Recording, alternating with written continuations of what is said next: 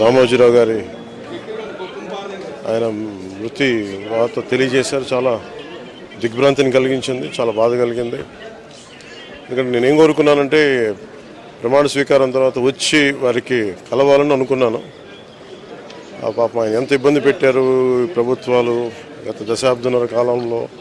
పాపం ఆయన ఎన్ని తట్టుకొని ప్రజలకి చైతన్యం చేసి ఆయన అండగా నిలబడ్డారు. ఒక మహోన్నతమైన వ్యక్తి. ఇప్పుడు ఆంధ్రప్రదేశ్లో కానీ భారతదేశంలో ఎక్కడైనా సరే, ముఖ్యంగా ఆంధ్రప్రదేశ్ తెలంగాణకు సంబంధించి తెలుగు రాష్ట్రాల్లో ఏ జర్నలిస్ట్ ఉన్నా అది ఈనాడు స్కూల్ ఆఫ్ జర్నలిజం నుంచి వచ్చే రూట్స్ దానికి ఉంటాయి. అలాంటి కొన్ని వేలాది మంది జర్నలిస్టులని తెలుగు రాష్ట్రాలకు అందించిన మహానుభావులు.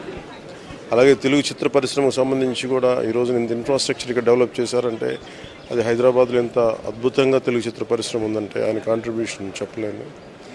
ఇలాంటి చేస్తున్న వ్యక్తిని ప్రభుత్వాలు గత 15 సంవత్సరాల్లో చాలా ఇబ్బంది పెట్టినాయి. వాటన్నిటినీ తట్టుకొని ఆయన్ని ఇబ్బంది పెట్టిన ప్రభుత్వాలు ఈరోజు లేవు. ఆ విజయం ఆయనకి తెలియజేయాలని అనుకున్నాం, చేసి లోపల దురదృష్టం ఇలా జరిగిపోయింది.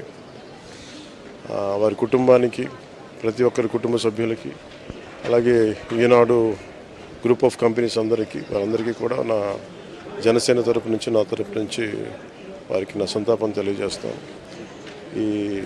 ఈ సమయంలో మీ అందరికీ ఆ భగవంతుడు వారి కుటుంబ సభ్యులకి అండగా ఉండాలని కోరుకుంటూ సెలవు తీసుకుంటాను.